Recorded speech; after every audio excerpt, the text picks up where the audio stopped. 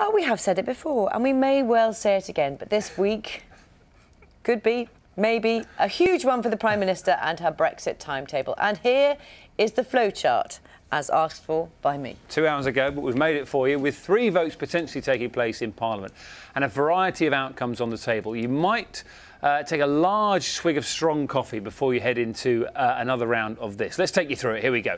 Parliament will vote on Mrs May's Brexit deal tomorrow. Now, if that passes, the UK will leave the EU on March the 29th under Mrs May's deal. If it doesn't, another vote is coming on Wednesday. Next bit of the chart. The vote will focus on whether Parliament will accept a no-deal Brexit. If it does, the UK will leave the EU on March the 29th, as planned, with no deal. If it doesn't, there'll be yet another potential vote on Thursday.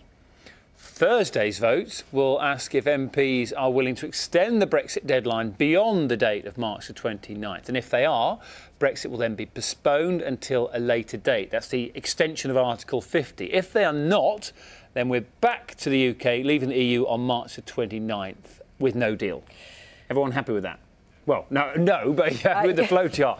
I am happy with the flowchart. Right, let's talk to 2 MPs on opposite ends of the Brexit spectrum, although they can both agree that they don't want Theresa May's deal. Mark Francois is Conservative and Vice Chair of the Pro-Brexit European Research Group, and Chuka Umunna is the former Labour MP who now sits as an independent and campaigns for a second referendum.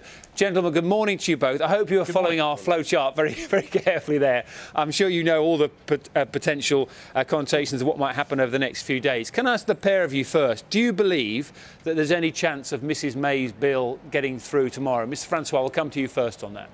I think it's very unlikely because, to use her favourite phrase, nothing has changed. The House of Commons voted it down by 230 votes. It was the biggest defeat for a government in parliamentary history. And because the negotiations seem to have stalled, unless Geoffrey Cox comes up with something amazing overnight, we'll essentially be voting on exactly the same withdrawal agreement that we voted on last time. And in very simple terms, if you ask the same question, you're likely to get pretty much the same answer. Mr Umunna, do you agree on that with Mr Francois? I do, actually. I think Mark's right on that. And it isn't just the backstop which the Attorney General Geoffrey Cox was looking at. If you look at this overall deal that she's presenting to the UK, it's bad for jobs and it's bad for businesses. And actually, we don't know ultimately what the future trading relationship is going to be, and yet we're being required to pay a divorce bill of upwards of £50 billion. So you're paying this massive divorce bill, but we're not actually getting anything in return. So I think, yes, I mean, this will be roundly rejected by the House of Commons quite rightly tomorrow. I'm glad, in some ways, I'm glad we've managed to find some common ground between you very early on in this interview.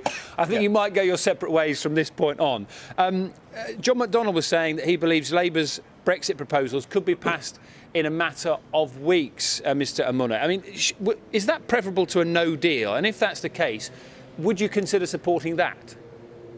Well, ultimately, I don't think we should be facilitating Brexit. I've been clear about that. I think this has to be passed back to the people, because what is being presented, whether it's Labour's deal or the Prime Minister's deal, is really not what anything, is nothing like what I think people thought we would end up with. And that's why you need to bring the people back into this discussion. But look, ultimately, the problem is it's time to decide. We've got less than 20 days till we are scheduled to leave the European Union, and we haven't actually gone through a proper indicative vote process which is needed to determine where the majority of opinion lies in the House of Commons. Quite rightly you could say Mark and me know what we don't like, but we've got to work out where the majority of the House of Commons is sitting on what we do like, and there hasn't been a proper process for that, and that needs to happen, and we're going to need an extension for that, and we're going to need an extension even if the Prime Minister's deal goes through. Why are you shaking your head? No, because ultimately what the House of Commons wants, though it is important, is subsidiary to what the people want. It was the people's decision. I brought with me the booklet. I don't know how well it will come out on camera, Dan. We can see that, don't worry. Right, the one that went through everybody's door nearly 3 years ago. £9 million of taxpayers' money to try and persuade us to remain. But it went to pretty much every household in Britain. And the key bit at the back is it says, a once-in-a-generation decision. And it said, to the people of this country from the government, this is your decision. The government will implement what you decide. So the government promised, the people decided to leave. There are people in the civil service, in the cabinet and in the House of Commons who've been doing everything they can for nearly 3 years to frustrate that decision. And if they manage to delay it on the 29th of March, I think quite rightfully the British people will get very, very angry indeed. The thing is, though, Dan, I mean, look, Mark can bring out that leaflet. We could maybe get a bus to park up over there, which had that pledge that, you know, you'd have all these hundreds of millions of pounds going to the NHS if we left the European Union. And the simple fact that hasn't happened. And this is the problem that... Hang on just a minute, Mark, you said your bit. Yeah. All right. You know, we had a range of things that were said. Loads of people made predictions now 3 years ago, and things just haven't turned out to be the way that we thought they would be. And of course, you had that original referendum 3 years ago, but the problem that we've got is that, in a way, Parliament is trying to square a circle, which is to work out what the will of the people is today. And ultimately, nobody really knows that. There's an interesting poll that came out of young people, all the young people who are now entitled to vote if there was a referendum this year, who weren't entitled to vote in 2016. And what does that show? And bear in mind, they're the ones who have to live with this longer than any other group. It shows that 84% of them want a say on what's going on, because they'll be affected more than any other group, and 74% of them actually want to stay in the European Union.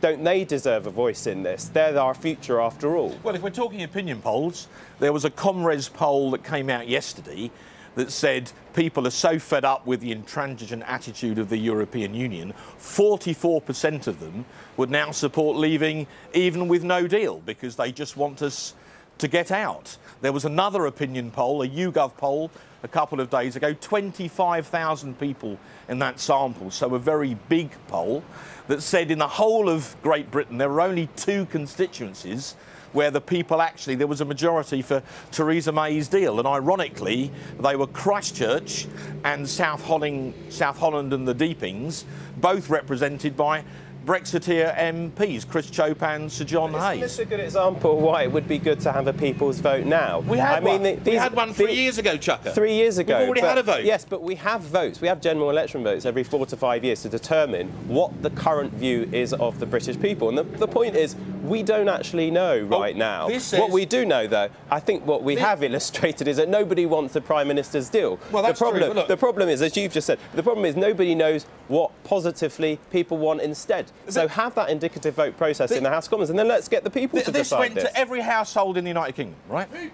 9 million quid. A once-in-a-generation decision. This is your decision. The government will implement what you decide. I mean, that could not have been clearer in black and white. Can I ask you one extra question, Ms Francois? I mean, you've had a very sort of well-mannered disagreement this morning. On Politics Live last week, you had this sort of stare-off with Will Self. I wonder, have you watched that back? And quite a few people have commented about the tone of the Brexit debate, and situations where we're watching it now, like that, show how divisive this has been, and probably don't help in terms of trying to find common ground. Well, what your viewers don't know is what Will Self said to me just before we went on air. I won't repeat it because it's a breakfast show and children will be watching. But just before we began the interview, he asked me a question about my genitalia. So the guy was looking to wind me up. He definitely wanted an argument. And forgive me, but I've never been one to run away from a debate, let alone with a Marxist. This is the problem, isn't it? This just shows how broken our politics is in this country. You've got 2 old established parties which basically are ceasing to function properly, and then you see debate descend into the gutter and that type of behaviour. Well, he's not the Labour Party, that's the problem about the overall tenor of the debate here in Westminster. Chuck, it's broken. To be fair, Will Self is not a Labour Member of Parliament. He's a self-appointed commentator. He and I don't agree. Okay. He tried to slur 17 million people, and I called him out on it. He's not here to defend himself today. I appreciate that I asked you to give your opinion, and you did. Yes. Gentlemen, thank you very much for the discussion you've had with each other and with our viewers this morning. Really appreciate your time. Thank you very much. Thank you. That's Thank Mark you. Francois and Chuka Umunna. And I think many of you probably watching that and thinking, well, that shows you where we are at the moment. Very little area of agreement. I'd just like to say there's been a lot of love for the flowchart.